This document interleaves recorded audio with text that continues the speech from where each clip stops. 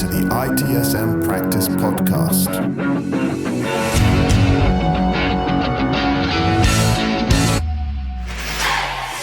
Welcome to the ITSM Practice. I'm Luigi Ferri. We often say in security, don't put all your eggs in one basket. But in many IT environments, one person holds the basket, the key to the basket, and the right to decide where the eggs go. Today's episode breaks down ISO 27001 Annex A Control 5.3 Segregation of Duties, a fundamental yet frequently misunderstood control. Separation of duties is more than a control against fraud. It's a design principle for accountability, risk awareness, and organizational resilience. Let's begin. What is Control 5.3 and why does it exist?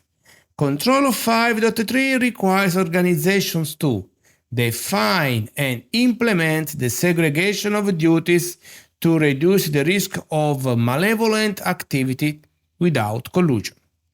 In essence, this means no single person should approve and execute a change, create and approve a user account, review and resolve a security incident, design and deploy cryptographic keys, validate logs, and manage them at the same time.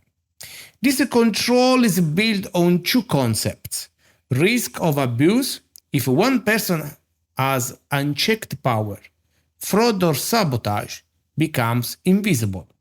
Risk of error, even well-meaning people make mistakes.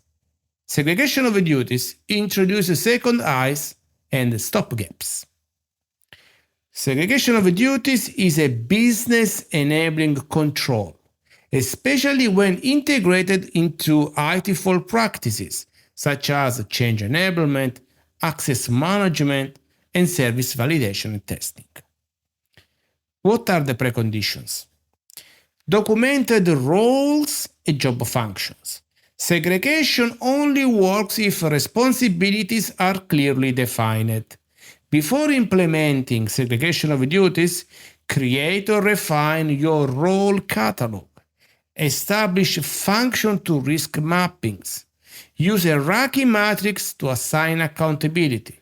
Apply the principles of least privilege systematically. Ask your team, who approves the change they create?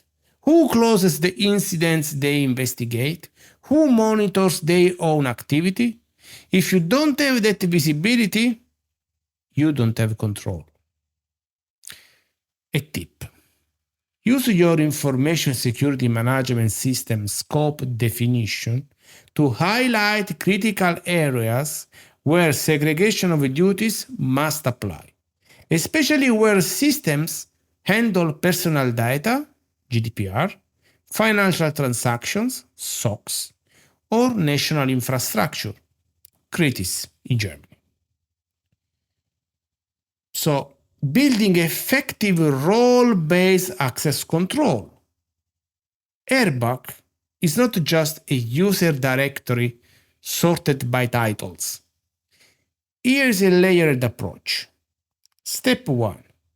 Define business functions, not just job titles. Example, approve financial transaction, not finance manager. Step 2. Map permissions to those functions. Use your CMDB and service maps to understand the dependencies. Step 3. Enforce separation.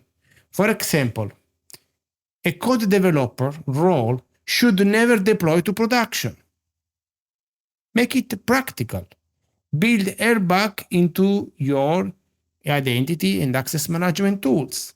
Include exceptions in your segregation of duties policy with justification. Schedule quarterly access reviews. Track and report role conflicts. Segregation of duties is to operations what The 4 I's principles are to contract, a check, a balance, and an habit. What to do when full segregation of duties is not possible? Let's be realistic. Many organizations are small, and their critical knowledge sits with just a few individuals. Here is how you teach segregation of duties into resource-limited environments using compensating controls. Okay, dual approval workflows. Use ticketing systems like a Jira or ServiceNow to enforce a second reviewer. Automated logging with alerts. Tools like Splunk or LKey Stack can detect unusual patterns. Periodic cross-checks. Assign peer reviews and audits of completed tasks.